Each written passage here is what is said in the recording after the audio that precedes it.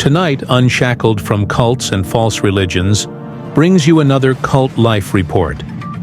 The Church of God Restoration, cult also now known as the One Mess of Man, has a very disturbing report out of their Church of God Restoration in Aylmer, Ontario, Canada. Their song leader has been arrested for allegedly sexually abusing his own young son and sexually abusing others. This is an ongoing developing story and will be updated as more information comes out of Aylmer, Ontario, Canada. D. Ray Tinsman and Stephen P. Hargrave, cult leaders of the Church of God Restoration headquarters in Greenville, Ohio, and Real Black Excellence in Muncie, Indiana, a cult that has a legacy of sexual abuses perpetrated on young children. And they either cover it up by moving the sexual offenders or talk the parents into not going to the authorities. Donald Ray Tinsman has proclaimed himself, and others have proclaimed him as the name above all names, the judge of all this world, the ruler of this world. So as self-proclaimed judge, the followers do not cooperate with local authorities or government anytime they can avoid it, even at the cost of their children's trauma and abuses.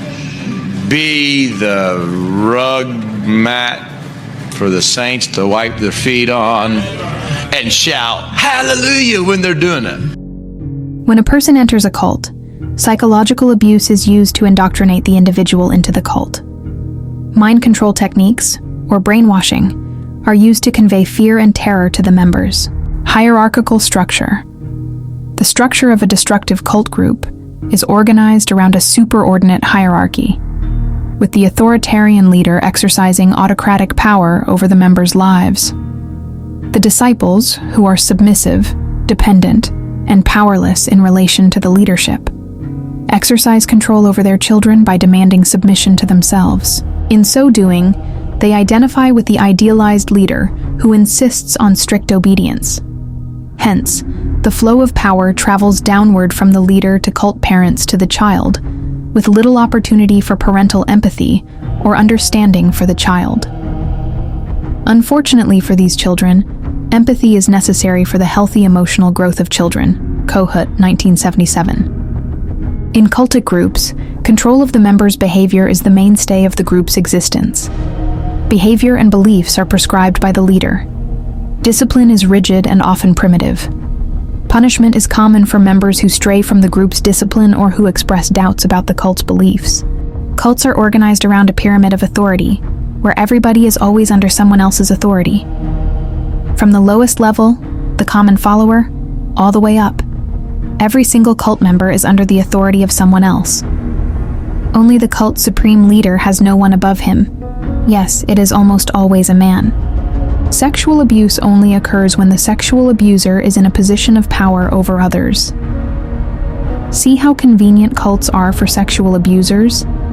Cults spontaneously provide the authoritarian framework needed. That's why cults are a sexual abuser's natural habitat. This is why sexual abusers quickly gravitate towards cults and churches to seek positions of any level of authority, which eventually allows them to sexually abuse those under their power or responsibility. There are many types of abuse used in ritual abuse. Ritual abuse is repeated systematically to gain control over a person. This type of abuse is repetitive and is often multi-generational. And David says, shh, shh, shh, shh, don't tell it. Don't publish it. Don't let anyone know. Lest God and God and his children actually are going to be reproached. And I want to ask, do we have David's heart? When somebody has wronged us, and it will happen, dear ones, will we have an urge to just tell it here and there everywhere? Or will we be able to say, oh no, it's okay, just don't tell it. Just leave it.